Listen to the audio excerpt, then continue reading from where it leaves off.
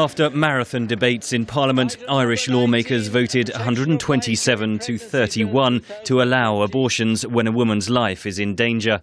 Campaigners on both sides had staged 24-hour vigils outside Parliament.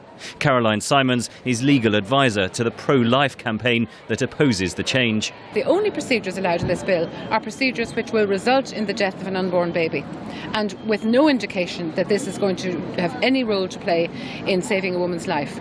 Declan Mina is a supporter of what's called the Protection of Life During Pregnancy bill that will allow abortions on a limited basis. I think it's just important that our side of the argument is here, and I also just feel like a lot of Irish society agrees, but I just need to be here in solidarity with the women who, deserve this. Most Irish people think the issue isn't black and white, says Mark Hennessy, London editor of the Irish Times. The majority of Irish people have come to the conclusion, at least on this narrow issue, that we're dealing with grey and that it'll never be anything other than grey, and we're going to have to deal with it accordingly. The bill will allow abortion if a woman is suicidal, in addition to when her life is in danger.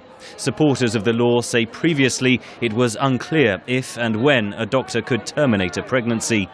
Last year, Savita Halapanavar, an Indian dentist living in Ireland, died of septicemia a week after miscarrying 17 weeks into her pregnancy. Her husband says repeated requests for an abortion were rejected by hospital authorities. There was a backlash, especially in India. Ranjana Kumari, president of Woman Power Connect in India, was a prominent critic. This is totally unacceptable. I think Ireland, just like in any other European country, has to change its law to give human rights, right over a body, to women. This will not work. The Irish Times' Mark Hennessy says the tragedy changed the course of the debate. Particularly given the really negative coverage that Ireland received internationally. We were, back in the days of the priest-ridden Catholic Ireland, where people hadn't any sort of independent control of themselves.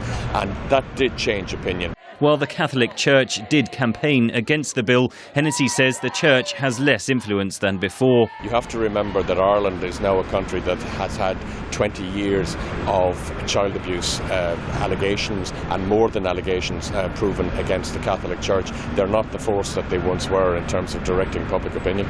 The bill requires endorsement in the upper house, widely seen as a formality, before it goes to Ireland's president. He can sign it into law or pass it to the Supreme Court for inspection.